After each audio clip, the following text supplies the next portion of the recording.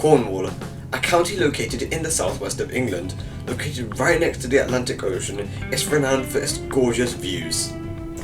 And in today's video, I'll be taking a ride on board one of GWR's express sprinters on a short ride from Penzance to Par. So join me as I check out one of the most infamous trains in the country as we get a view of the scenic Cornwall countryside.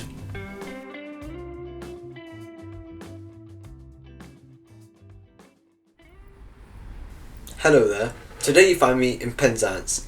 It's the westernmost town in the country with a population of about 21,200 people. And in today's video, I'll be taking a short ride from here to Par. To give a basic rundown, this station opened in 1852 as the terminus of the Cornish main line. Currently, it's served by Great Western Railway services to London and Cardiff, while cross-country services provide access to the West Midlands and Scotland from here. 11:50. And waiting at platform 3 is our train for today, a Great Western Railway Class 158, aka the Express Sprinter. These DMUs were built in 1989 to replace the aging fleet of British Rail first generation DMUs. They first started service in 1990 with ScotRail, with their success resulting in more operators all across the country using them for both regional and suburban services. In fact, these trains were so successful that 6 of them were exported to Thailand for services there. That's enough history, let's hop on board and take a seat.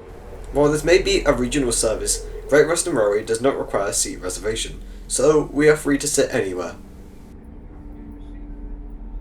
I'll take a seat in this bay of 4. Now I'll get seated and I'll see you when we depart.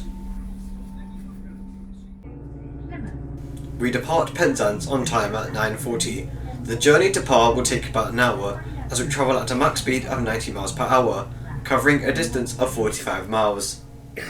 A one-way ticket to Par will cost you about £14, which is not bad considering I bought mine at the very last minute, but if you book in advance you can get yours as cheap as £9. Now let's take a look at today's journey in more detail. We'll make stops at St Earth, Hale, Campion, Redruth before reaching Curo, where we have a 2-minute wait, before continuing on to St Austell and finally Par. All this within 1 hour.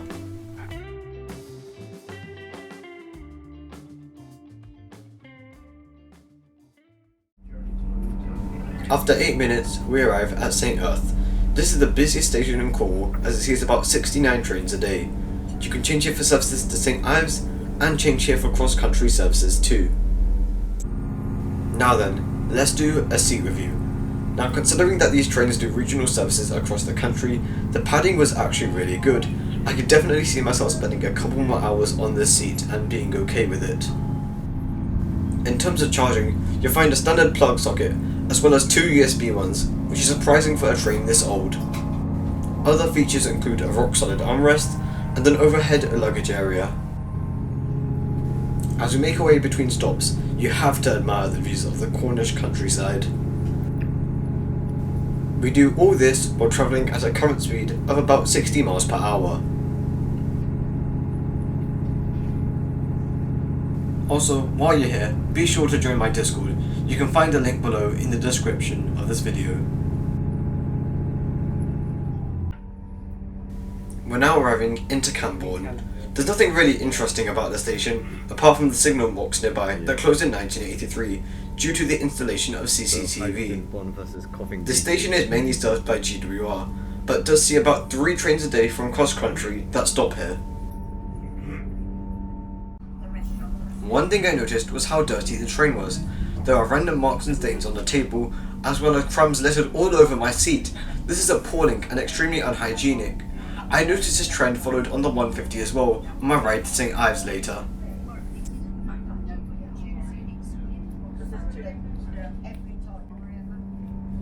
We're now arriving into Redruth. As we do, you can see one of GWR's Class 802s, which are very controversial. You can watch my review of this train in the top right corner.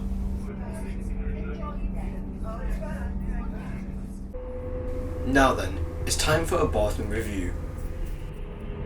The tap was leaking, meaning that little to no water was coming out of it, while the soap and hand dryer were working perfectly fine.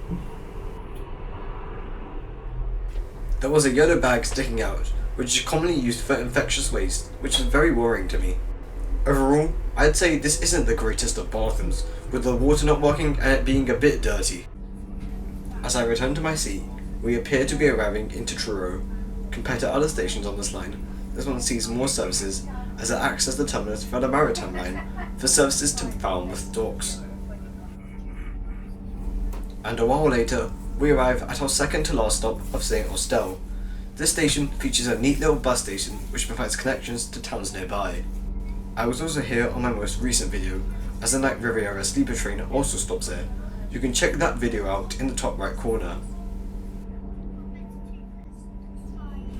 Considering our next stop is Par, I think it's time to take a look at today's journey.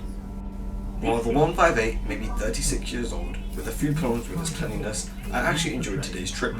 The seats were actually quite comfortable and very well padded, and while the bathroom was sort of broken, this is not the case for all trains, such as the one I rode back.